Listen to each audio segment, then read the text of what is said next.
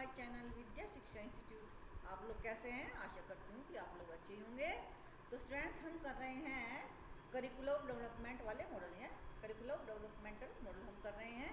तो उसमें जो है हमने पहला जो है किया था, क्या किया था, जॉन गुडलैट वाला मॉडल किया था, हंकिंसन वाला मॉडल किया था, और कल मैंने व्हीलर वाला मॉडल कराया आपको, है Wheeler model of curriculum development है, करिकुलम डेवलपमेंट वो कराया। तो आज मैं आपको करा रही हूँ Saylor Alexander Lewis curriculum development model, है ना, ये नाम है उनके जिन्होंने ये मॉडल बनाया है। Saylor and his colleagues devised an administrative approach to curriculum development. मैंने लिखा ना, इट हैज एडमिनिस्ट्रेटिव अप्रोच। क्या रखता है ये? एडमिनिस्ट्रेटिव अप्रोच रखता है ना, क्या रखता है? It has an administrative approach और it design for particular institution. और एक ये जो है दो चीज में खास थी जो मैंने अब लिख दी है, ये डिजाइन किया गया है पर्टिकुलर इंस्टीट्यूशन के लिए, है ना, पर्टिकुलर इंस्टीट्यूशन के लिए डिजाइन किया है। ये सबके लिए एक जैसा नहीं होगा, ये पर्टिकुलर इंस्टीट्यूशन के लिए डिजाइन किया गया है। ठीक है, तो जो चार इसमें चार इनके जो क्या है, चार स्टेजेस हैं इनकी, वो देख लेते हैं। सबसे पहली तो है setting of objective goals. Setting of objective goals, सबसे पहले ऑब्जेक्ट को गोल्स को सेट करना। Curriculum design and plan, curriculum design करना और प्लान करना। करिकुलम इम्प्लीमेंटेशन, वो मैं डिटेल में भी आगे बताऊंगा आपको।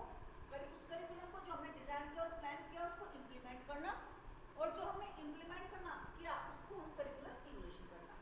इस तरीके से ये जो है चार स्टेजेस में ये पूरा मॉडल चलता है। ठीक है, तो सिलेक्शन ऑफ ऑब्जेक्टिव्स में देखते हैं, सेटिंग ऑफ ऑब्जेक्टिव में देखते हैं कितनी चीजें हैं। सेटिंग ऑफ ऑब्जेक्टिव्स में कितनी चीजें हैं? सेटिंग ऑफ ऑब्जेक्टिव में जो है चार भागों में बटा है ना। हम ऑब्जेक्टिव को जो सिलेक्ट करेंगे अपने करिकुलम के लिए, तो क्या चीज कौन सी चार डायमेंशंस हैं जिनके आधार पे हम उनको सेलेक्ट करेंगे। तो सबसे पहला है जो डायमेंशन है वो है पर्सनल डेवलपमेंट, कि हमें क्या है कि ऐसा करिकुलम बनाना है जिससे कि स्टूडेंट का पर्सनल डेवलपमेंट हो सके। पर्सनल डेवलपमेंट से मतलब क्या है कि सोचने का तरीका, समझने का तरीका, लाइफ के प्रति पॉजिटिव एटीट्यूड, जीने का तरीका, socio economic development, spiritual development, academic development, ये सारे उनके पर्सनल डेवलपमेंट में आ जाते हैं। ठीक है, पर्सनल डेवलपमेंट। अब आगे सोशल कॉम्पिटेंस। सोशल कॉम्पिटेंसीज में social interaction, behaviour with people, understanding and application of social values, culture, etc, है ना, ये सारी चीज़ें आ जाती हैं। इसका डेवलपमेंट करना किस में देख रहे हैं हम? Setting of goal and objective में देख रहे हैं हम। ठीक है, पहले तो पर्सनल डेवलपमेंट हो गया इसमें, फिर सोशल कॉम्पिटेंसी होगी आपकी, फिर कंटिन्यूड लर्निंग स्किल हो गया, स्पेशलाइजेशन हो गया। ठीक है, इसमें यहाँ जगह नहीं है ना। पर्सनल डेवलपमेंट हो गया, सोशल कॉम्पिटेंसी हो गई, continued learning skill. Continued learning skill में क्या आती है? Critical thinking. Continued learning skill, learning skills क्या होती है? जैसे कि हम होता है ना इंक्वायरी बेस्ड लर्निंग, इस तरह से, तो उसमें क्या होता है? क्रिटिकल थिंकिंग क्या जाती है? Critical thinking, communicative thinking, creativity thinking, ये सब का डेवलपमेंट होना। ठीक है, और है स्पेशलाइजेशन। स्पेशलाइजेशन का मतलब कि हम किस स्पेसिफिक सब्जेक्ट के लिए हम ये करिकुलम बना रहे हैं। ठीक है, किस स्पेसिफिक सब्जेक्ट में, किस एरिया में, स्पेसिफिक एरिया के लिए हम ये करिकुलम का निर्माण कर रहे हैं। तो इस तरीके से ये हो जाता है। तो हम क्या कह सकते हैं इसमें? The selection of education goal and objective is impacted by external forces, है ना, इम्पैक्टेड बाय एक्सटर्नल, बाहरी फोर्सेज जो होती हैं, शक्तियाँ जो होती हैं, उनके द्वारा ये हम समझते हैं, इसको बनाते हैं। इंक्लूडिंग लीगल गाइडलाइंस, किस चीज़ की आवश्यकता होती है करिकुलम को निर्माण करने के लिए? लीगल, हमें इसकी लीगल गाइडलाइंस, रिसर्च डाटा जो मतलब रिसर्चर होते हैं उनके डाटा क्या निकले उस प्रॉब्लम से संबंधित, करिकुलम से संबंधित, जिस हमारे ऑब्जेक्टिव से संबंधित।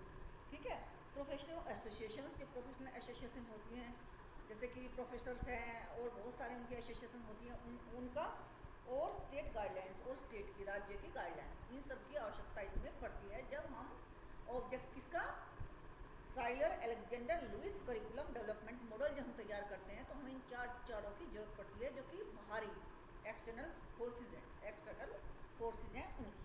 ठीक है, उनका इम्पैक्ट भी पड़ता है इन पर। Curriculum plan and design. अब नेक्स्ट आ गया हमारा करिकुलम डिजाइन एंड प्लान। क्या आ गया? Plan, curriculum design and plan. कैसे करेंगे करिकुलम डिजाइन का? अब जब ऑब्जेक्टिव तैयार हो गए तो हम क्या करते हैं? प्लान और डिजाइन करते हैं। It involve decisions taken by the responsible curriculum planner for a particular institution. ये for a particular institution, for a particular institution के लिए, कि सबके लिए नहीं है, जनरल नहीं है कि जनरल, ये क्या नाम के ये जो स्टेज है जनरल है, नहीं, इनका है पर्टिकुलर इंस्टीट्यूशन के प्रति। ठीक है, particular institution. A broad framework or curriculum design is developed by curriculum planner for the learning opportunity to be provided to students after they have gathered and analyzed learning material। क्या करते हैं ये? curriculum is developed by curriculum planner for the learning opportunity। बच्चों के लिए learning opportunity का क्या करते हैं? अवसर प्रदान करते हैं लर्निंग की, है ना। इसमें क्या प्लान और डिजाइन में उनके लिए जो स्टूडेंट्स हैं उनके लिए लर्निंग अपॉर्चुनिटी हम प्रदान करते हैं, यानी कि हम मतलब करिकुलम प्लानर्स जो होते हैं वो प्रदान करते हैं। और उनमें क्या होता है कि जो वो होते हैं उनके गोल्स, ऑब्जेक्टिव्स, ठीक है, स्पेसिफाइड ऑब्जेक्टिव गोल्स गैदर करते हैं students after they have gathered and analyse learning materials. Learning materials इकट्ठा करते हैं कि जो उनको सिखाना है, जिससे उनको सिखाना है, वो मटेरियल इकट्ठा करते हैं। फिर गोल्स को करते हैं आइडेंटिफाई एंड स्पेसिफाई, ऑब्जेक्टिव बनाते हैं। Among their alternative is a subject design. और फिर उसके बाद में जब ये सब बना दें, गोल बना दिए, ऑब्जेक्टिव्स के सिलेक्शन कर लिया, आइडेंटिफाई गोल्स एंड ऑब्जेक्टिव्स, है ना, और जो है लर्निंग मटेरियल सब एनालाइज्ड, लर्निंग मटेरियल भी एनालाइज कर दिया कि जब इसको हम प्लानिंग में सारी चीज़ चल रही है ना, प्लानिंग में चल रही है, लर्निंग मटेरियल, गोल्स, ऑब्जेक्टिव, ये सब प्लानिंग में चल रही है। अब हम क्या करेंगे कि प्लान कर रहे हैं तो हमें सब्जेक्ट भी प्लान करना पड़ेगा। सब्जेक्ट जब हम प्लान कर लेते हैं फिर हमको यूनिट भी इसकी प्लान करनी पड़ेगी, है ना। तो इस तरीके से क्या करते हैं हम, फिर हमने सब्जेक्ट डिजाइन किया, उसका स्कोप मतलब कितना ब्रॉडर है, कितना नैरो है, या एग्जैक्ट है, या बिल्कुल ही एग्जैक्ट है, या फिर सीक्वेंस क्रम में, है ना। एक तो लेंथ हो गया, फिर उसकी क्रम में यूनिट 1, यूनिट 2, यूनिट 3, इस तरह क्रम में। Around a selection of persistent topics और थीम्स, फिर उसकी जो टॉपिक्स हैं, थीम्स हैं, किस तरीके से अरेंज होंगी, इस तरीके से। Analyse of the important skills required for knowledge and competency in subject area. तो उस सब्जेक्ट एरिया की जो नॉलेज होती है, उनके पास उन्हें नॉलेज गैदर करनी होती है कि स्पेसिफिक सब्जेक्ट एरिया में किस तरीके से हम इसको प्लानिंग कर रहे हैं, किस तरह से हम इम्प्लीमेंट, प्लानिंग के बाद में इम्प्लीमेंट ही करेंगे ना। तो प्लानिंग कर रहे हैं तो कैसे इम्प्लीमेंट करेंगे, या कहने का मतलब है कि वो रिक्वायर्ड नॉलेज और कॉम्पिटेंस इन सब्जेक्ट एरिया, उनमें कुशलता हासिल करते हैं डिज़ाइन करने में और प्लानिंग करने में। वो क्या करते हैं प्लानर्स, जो करिकुलम प्लानर्स है, वो स्किल्स हासिल करते हैं, स्किल्स जो है प्राप्त करते हैं, ठीक है, हासिल करते हैं। Related to the study area of study, this curriculum design plan anticipate the entire range of learning opportunity for a specified population. इस तरीके से जो स्पेसिफिक, क्योंकि ये स्पेशल, क्योंकि ये पर्टिकुलर इंस्टीट्यूशन के लिए, इसीलिए इसकी जो है स्पेसिफाइड पॉपुलेशन के लिए ये किया जा रहा है ना।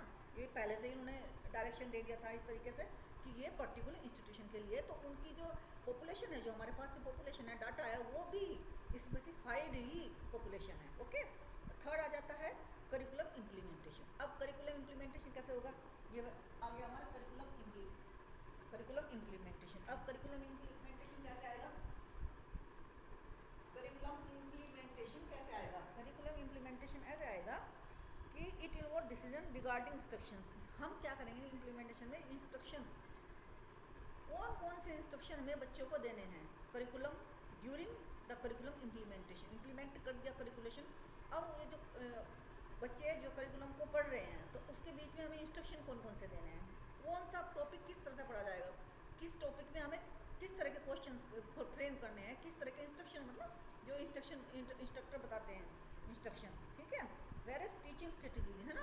अब कौन सा क्वेश्चन है, फिल इन द ब्लैंक्स कैसे बच्चा सोल्व करेगा, या फिर जो क्या नाम ट्रू फॉल्स कैसे करेगा। ये जो अंदर के क्वेश्चंस होते हैं, जो थीम से रिलेटेड होते हैं, टॉपिक से रिलेटेड होते हैं, उन इंस्ट्रक्शन को, जो इंस्ट्रक्शंस में दिए गए हैं, उनको वह कैसे यूज़ करेगा, इस तरह से इम्प्लीमेंट करना उनको।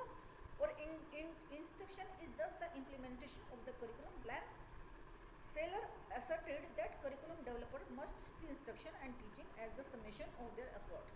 टीचिंग और इंस्ट्रक्शन इन दोनों को एज समेशन, कि वो पूर्णता है ना। क्या समझना चाहिए कि कि उनको समझना चाहिए, जो डेवलपर हैं उनको समझना चाहिए, जो डेवलपर हैं तो करिकुलम के, कि वो पूर्णता है टीचिंग भी और इंस्ट्रक्शन भी, दोनों चीज़ पूर्णता है किसी भी करिकुलम को निर्माण करने में, यानी कि इम्प्लीमेंट करने में। टीचिंग और इंस्ट्रक्शन किसी भी इम्प्लीमेंटेशन में, करिकुलम इम्प्लीमेंटेशन में पूर्णता है। ओके, अब नेक्स्ट आता है fourth, curriculum evolution. Curriculum evolution क्या होता है? इवोल्यूशन क्या होता है? करिकुलम इवोल्यूशन पाठ्यक्रम का मूल्यांकन।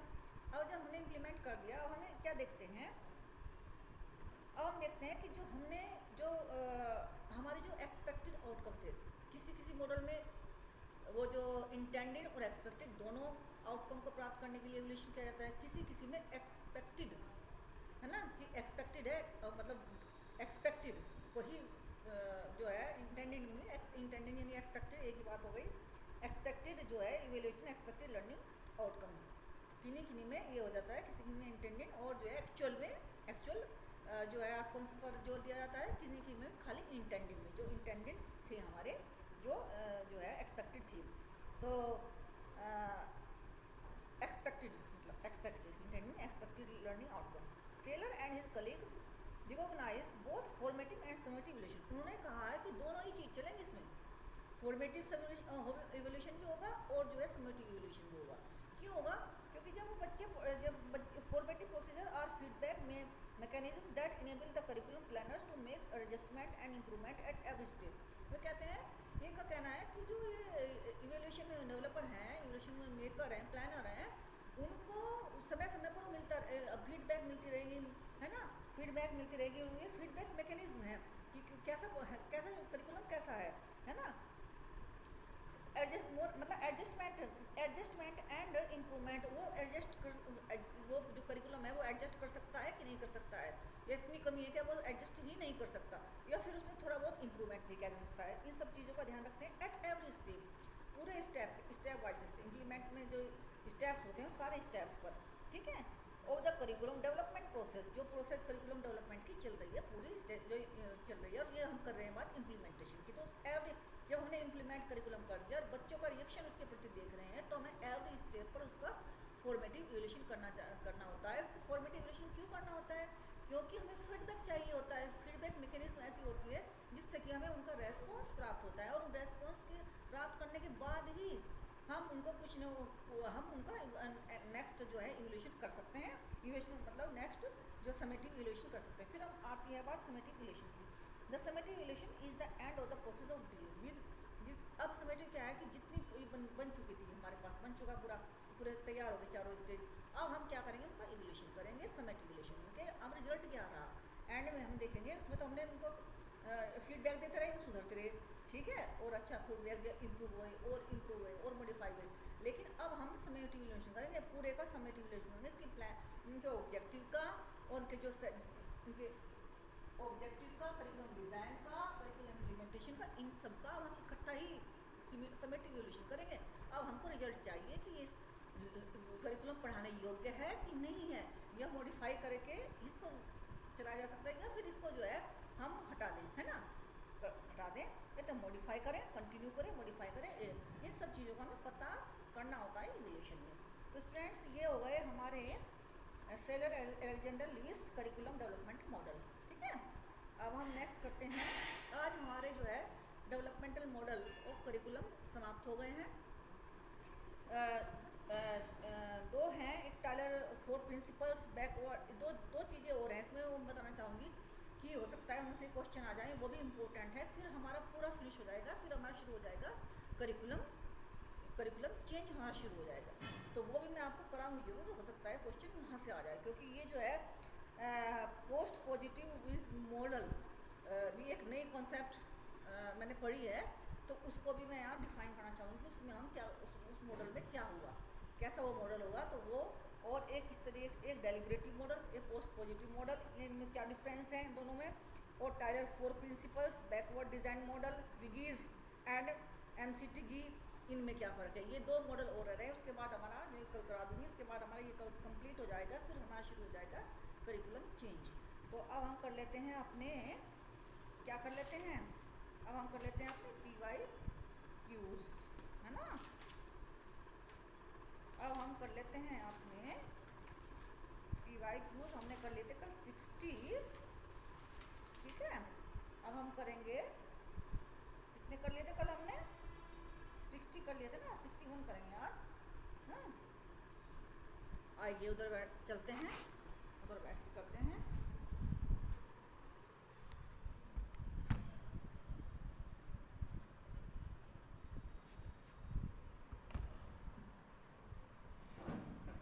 उधर बैठ के करते हैं आराम से।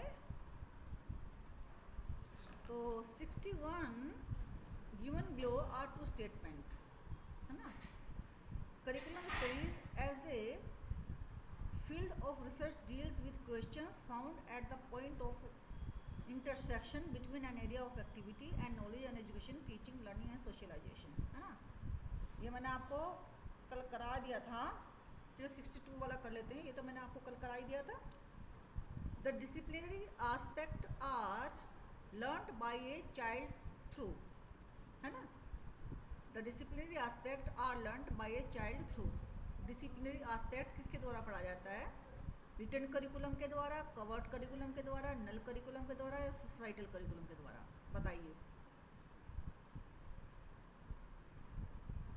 Disciplinary aspects are learned by, एक बच्चे को पढ़ाया जाता है, किसके द्वारा पढ़ाया जाता है? बच्चे को बताइए किसके द्वारा पढ़ाया जाता है? किसके द्वारा पढ़ाया जाता है? 62 वाला ये इसका जो है बी आंसर सही है इसका, ठीक है, इसका आंसर सही है B, covert curriculum, disciplinary covert curriculum. एक कवर्ट होता है, एक कवर्ट होता है, इसके द्वारा disciplinary aspect are learn by a child through covert curriculum, ठीक है। अब 62 को देख लेते हैं, पहले ये मेरा रह गया। Switch off the following is not a component of system approach, feedback, web network, input, process. तो ये तो तीनों हैं, फीडबैक भी है, इनपुट भी है। इनपुट के बाद ही प्रोसेस में फीडबैक शुरू होती है ना, प्रोसेस के अंदर फीडबैक आती है।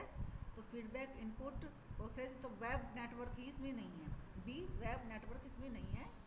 63 मैंने तुम्हें करा दिया है बेटे आपको। 64 the forces that affect the development of curriculum are called, the forces that affect the development of curriculum are called foundation of curriculum, curriculum design, curriculum evolution, element of curriculation. The forces that affect the development of curriculum are called, क्या किसको कहा जाता है? जो बाहर जो forces हैं that affect development of curriculum are called, इसको कहा जाता है फाउंडेशन ऑफ करिकुलम, ठीक है। क्योंकि ये सारे तो उसके आगे ना, डिज़ाइन, करिकुलम, ये तो सारे उसके आगे ना, डेवलप, ये तो उसके आगे सारे इनको बनाते जब हम है ना, डिज़ाइन, इवोल्यूशन और ये सब चीज़ों, है ना। तो फाउंडेशन ऑफ करिकुलम इसका सही आंसर है, 64 का है ए। इफेक्टिवनेस ऑफ करिकुलम इज, ये स्टेप हो गए ना, ये फोर्स पूछा है ना, स्टेप पूछते तो हम इनमें से लगाते कोई सा, अगर स्टेप्स या स्टेजेज या फेजेज पूछते तो हम इन चारों में से, इन तीनों से लगाते, करिकुलम, डिजाइन, इवोल्यूशन, एलिमेंट्स, इनमें लगाते। क्योंकि इन्होंने पूछा हुआ है कि फोर्सेस, तो इसीलिए हमें फाउंडेशन ऑफ करिकुलम यहाँ पर आंसर टिक करना पड़ेगा, है ना। Effectiveness of curriculum is determined by objective, design, method, evolution. Objective, design, method, evolution. 55 है D, effectiveness of curriculum is determined by evolution, ठीक है। व्हाट आर द, इसमें ज़्यादा सोचने समझने की बात ही नहीं है। ऑब्जेक्टिव, डिज़ाइन, मेथड्स, इवोल्यूशन, तो इवोल्यूशन इसका सही आंसर है। 66 है what are the current curriculum development model, what are the current curriculum development model, क्या है curriculum development model? Product model and process model, subject center model and life oriented, student centered model and community oriented model, subject centered model and student centered model. तो इसमें से जो सही answer है 66 वो है product model and process model. कौन सा है? Product model and process model. What are the current curriculum development model, तो है product model and process model, है ना। ये है current curriculum model, product model and process model, ये इसका सही आंसर है।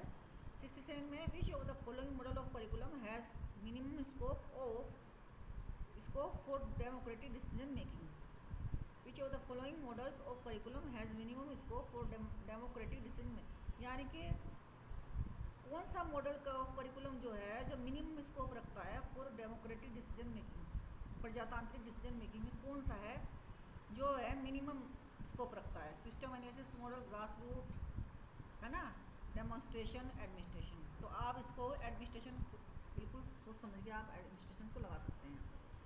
The document that sets the standard of curriculum is, the document that sets the standard of curriculum is syllabus, organizational curriculum, theory of curriculum, curriculum framework. तो इसका उत्तर होना चाहिए curriculum framework. देखते हैं इसका क्या उत्तर है। इसका है सिलेबस। द डॉक्यूमेंट, अच्छा डॉक्यूमेंट, सॉरी द डॉक्यूमेंट लिखा हुआ था यहाँ, मैं सोच रही थी the document that set the standard of curriculum is syllabus, है ना, डॉक्यूमेंट सिलेबस, है ना, डॉक्यूमेंट हो गया ना यहाँ पर। तो फर्स्ट का जो है इसका ए आंसर है। और जो है model of curriculum given by Tyler proceed from general to specific, specific to general, tangle to intangle, intangle to tangible, है ना, टेंजिबल टू टेंजिबल, है ना। Model of curriculum given Tyler proceed, तो देखा होना चाहिए ये है जनरल टू स्पेसिफिक, है ना। विच of the following model of curriculum is objective centre model. Objective centre model तो आप इसके आपको क्या लगाना है, टायलर मॉडल लगाना है ना। और curriculum model that has advocated participatory democracy, participatory democracy, Ralph Tyler model, intervention, stake responsive, Taba model. तो कौन सा होगा इसमें, फोर्थ का सी, स्टेक रेस्पॉन्सिव मॉडल में पार्टिसिपेटरी डेमोक्रेसी एडवोकेटेड। ठीक है, 4 क्वेश्चन हो गया आपके, नेक्स्ट में कराऊंगी कल। ठीक है, अब जो है और फिर आपका जो मैं कराऊंगी रिसर्च वाला, वो नहीं रिसर्च वाला नहीं, करिकुलम चेंज वाला कराऊंगी आपका। और 4 क्वेश्चन इसमें हो गए। तो स्टूडेंट्स आज के लिए बस इतना ही। कल मैं छोटे छोटे कॉन्सेप्ट हैं टायलर की, और पोस्ट पॉजिटिविज्म, डेलिब्रेटिव, ये क्या हैं, इन सब के बारे में थोड़ा थोड़ा आइडिया, ताकि अगर क्वेश्चन इस तरह से आ जाता है आपका तो आप उसको सोल्व कर लें। उनको मैं कल आपको 10-20 पंक्तियों में मैं आपको वो करा दूंगी, उसको समझा दूंगी, और थोड़े से क्वेश्चन करा दूंगी, 10 या 15 क्वेश्चन करा दूंगी आपको कल। और उसके बाद हमारा शुरू हो जाएगा करिकुलम चेंज। तो आज के लिए बस इतना ही स्टूडेंट्स, और respect your teachers, respect your parents. UGC net की तैयारी पूरे मन से कीजिए, हार्ड वर्क का कोई सब्स्टिट्यूट नहीं है, और स्मार्ट वर्क भी अपना कार्य करता है। तो जो है आप इससे ख्याल रखिए। Bye bye.